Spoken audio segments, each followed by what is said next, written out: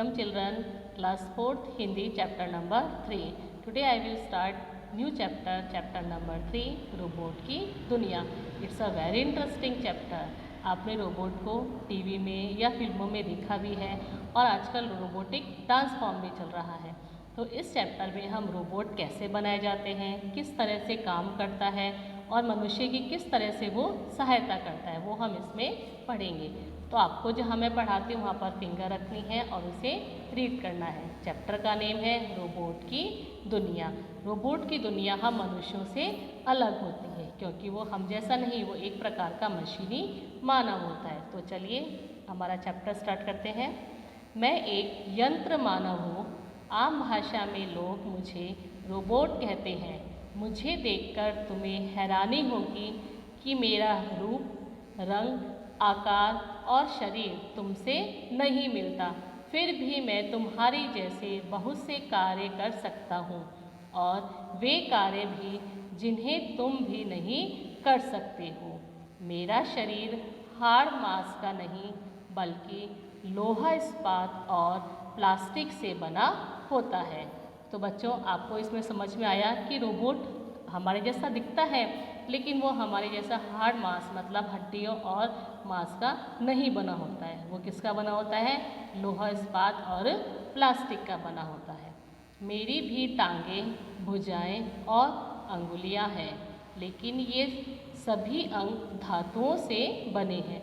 निर्जीव होते हुए भी मेरे सभी अंग तुम्हारी ही तरह काम करते हैं. जैसे हमारी टांगें, भुजाएं मतलब हाथ होते हैं वैसे ही रोबोट के होते हैं. लेकिन रोबोट के ये हाथ और ये पैर किसके बने होते हैं? धातुओं के. धातु मीन्स एक मेटल के बने होते हैं जिससे रोबोट बना होता है. मैं चल सकता हूँ, उछल सकता हूँ और कूद भी सकता हूँ.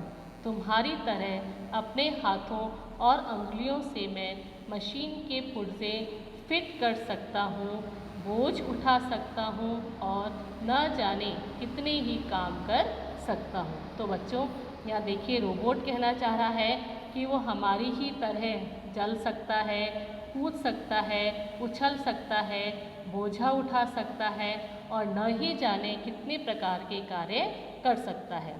तुम्हारे शरीर में शिराओं और धमनियों का जाल बिछा हुआ है. उनमें रक्त का प्रवाह होता है. इसी रक्त से तुम्हें शक्ति मिलती है. हमारे शरीर में जो रक्त या खून होता है वही हमें ताकत देता है जो हमारी शिराओं या नसों में प्रवाहित होता है. लेकिन मेरे शरीर में तारों का जाल बिछा हुआ है और इन तारों में खून की जगह विद्युत धारा बहती है. यही विद्युत धारा मुझे काम करने की शक्ति देती है. जैसे हमें काम करने में खून हमारी सहायता करता है वैसे ही रोबोट को काम करने में उसमें जो विद्युत धारा होती है, जो तार बने होते हैं, जो बिजली का करंट होता है वो उसे काम करने की शक्ति देता है. तुम सोचते होंगे कि मैं निर्जीव पुतला ये सब काम कैसे करता हूँ. काम करने के लिए मेरे पास मस्तिष्क है लेकिन तुम्हारे मस्तिष्क से बिल्कुल अलग. मेरा मस्तिष्क कंप्यूटर है. जो भी मुझे करना होता है उसके लिए मुझे कंप्यूटर आदेश देता है. उसी आदेश के अनुसार मैं काम करता हूँ. कंप्यूटर की स्मृति में वह संचित रहता है जो मुझे करना होता है. जैसे हम मनुष्य का मस्तिष्क या दिमाग होता है जिसके कारण हम कार्य करते हैं, वैसे ही रोबोट का भी मस्तिष्क होता है लेकिन उसका मस्तिष्क बिल्कुल अलग होता है. वो एक कंप्यूटर की तरह काम करता है. जिस प्रकार हम कंप्यूटर में आदेश देते हैं और वो कार्य करता है, उसी प्रकार आदेश देने पर ही रोबोट के द्वारा भी कार्य किया जाता है. तुम शायद विश्वास नहीं करोगे कि मैं देख सकता हूँ, सुन सकता हूँ और बोल सकता हूँ और छू कर अनुभव भी कर सकता हूँ. देखने के लिए मेरे पास आँखें नहीं हैं बल्कि मेरे शरीर में कैमरे लगे हैं. मेरे कान तुम्हारे कानों से बिल्कुल भिन्न हैं. मेरे शरीर में लगा माइक्रोफोन ही सुनने का काम करता है. बोलने के लिए मैं गले और जीभ का सहारा नहीं लेता है.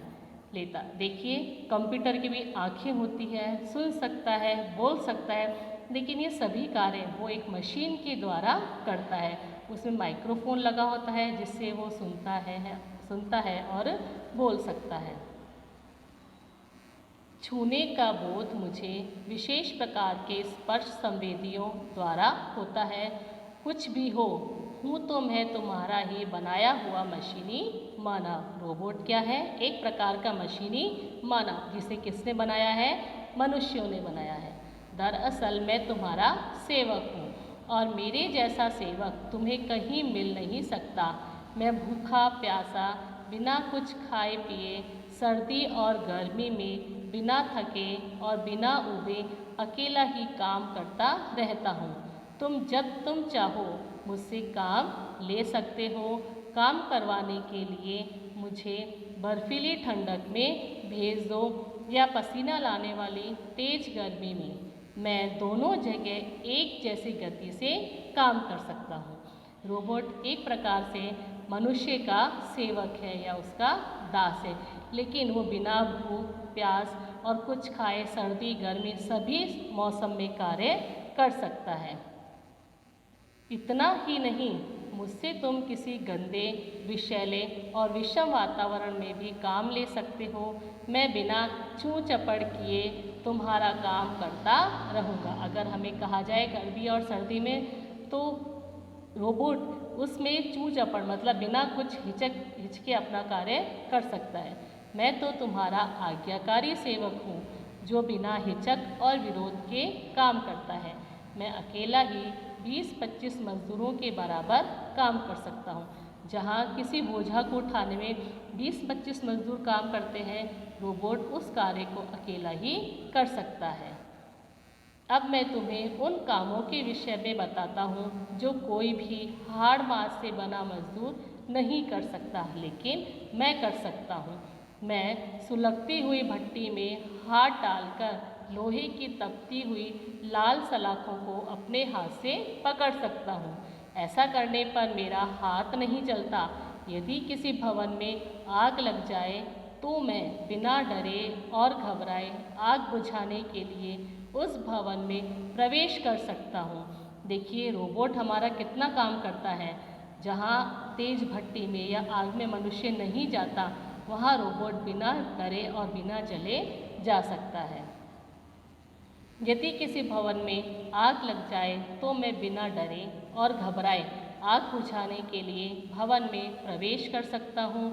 वहाँ फंसे लोगों की जान बचा सकता हूँ। मुझे कितने ही गहरे समुद्र में डुबो दो, उसकी तलहटी पर पहुंचकर तुम्हारी किसी भी खोई हुई वस्तु को ढूंढकर ला सकता हूँ। कुछ वर्ष पहले तुमने मेरी ऐसी ही बहादुरी की कहानी भी सुनी होगी।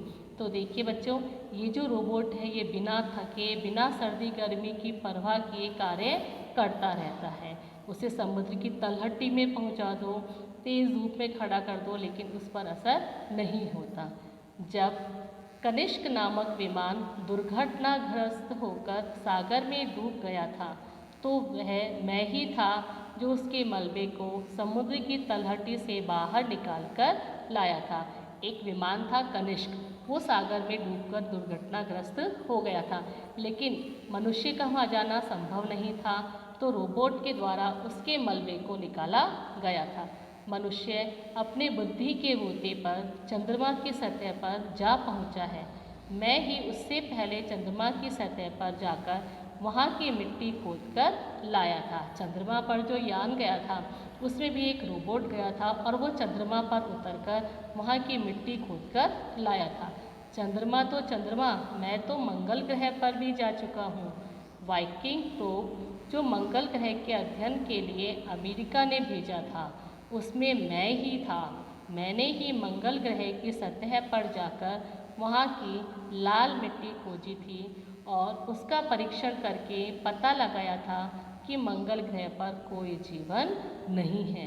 देखिए अमेरिका ने एक यान भेजा था जो मंगल ग्रह पर गया और वहाँ की मिट्टी खोदी और उसने बताया कि मंगल ग्रह पर किसी प्रकार का कोई जीवन नहीं है। तो ये सारे कार्य किसके द्वारा किए गए हैं? ये सारे कार्य रोबोट के द्वारा ही किए गए हैं। यह तो ठीक है कि मैं चल सकता हूँ, हाथों से काम कर सकता हूँ, देख सकता हूँ और वस्तुओं को छू सकता हूँ, लेकिन अभी मैं गंध का अनुभव नहीं कर सकता। गंध मतलब रोबोट को किसी प्रकार की खुशबू या बदबू का अनुभव नहीं होता। यदि तुम चाहो कि मैं बगीचे से फूल तोड़ लाऊं, तो यह काम मैं कर तो सकता हूँ, लेकिन कौन सा फूल गुलाब का या गेंदे का है, यह मैं नहीं चुन सकता। रोबोट फूल तो तोड़ कर ला सकता है, लेकिन वो ये नहीं पहचान सकता कि गुलाब का फूल कौन सा है और गेंदे का फूल कौन सा है, क्योंकि उसे गंध का अनुभव नहीं होता। मेरी अंगुलियों में और हाथों में कई प्रकार की गतियाँ हैं, लेकिन अभी तुम्हारे हाथों की अंगुलियों की गतियों से कम है। आने वाले कुछ वर्षों में मैं तुम्हारे काम का बहुत बोझ कम कर दूंगा। मेरी सहायता से तुम्हें सप्ताह में 40 घंटे काम नहीं करना पड़ेगा। तुम्हारा काम करने का समय मैं कम कर दूंगा। मेरी सहायता से तुम भविष्य में छुट्टियां भी अधिक ले सकोगे। यह भी हो सकता है कि तुम घर बैठे ही अपने कंप्यूटर द्वारा मुझे काम करने का आदेश दे दो और मैं तुम्हारी गैर हाजिरी में तुम्हारा सारा काम करता रहूं। आने वाले समय में या भविष्य में रोबोट के द्वारा और भी कार्य किए जा सकते हैं। अंत में मैं एक बात जरूर कहूँगा कि चाहे कितना ही चतुर और दक्ष क्यों ना हो जाऊँ, रहूँगा तो तुम्हारा गुलाम ही, क्योंकि मैं तुम्हारे ही मस्तिष्क की उपज हूँ। क्यों गुलाम रहेगा? क्योंकि रोबोट मनुष्य के द्वारा ही बनाया गया है। आई होप चिल्ड्रन ये चैप्टर आपको समझ भी आया होगा और अच्छा भी लगा होगा, क्योंकि आप सभी को रोबोट अच्छा लगता है। नेक्स्ट वीडियो में मैं आपको इसके शब्दार्थ और एक्सरसाइज करवाऊंगी। तब तक आप इस चैप्टर को पढ़िए और इसके कठिन शब्दों को अपनी रफ कार्य कॉपी में करने का अभ्यास कीजिए और साथ ही मात्राओं का भी विशेष ध्यान रखिए। इस चैप्टर का लेख आप अपनी गृह कार्य कॉपी में या रफ कॉपी में करिए, जिससे आपका लेख भी सुधर सकता है। Okay, take care, have a nice day बच्चों।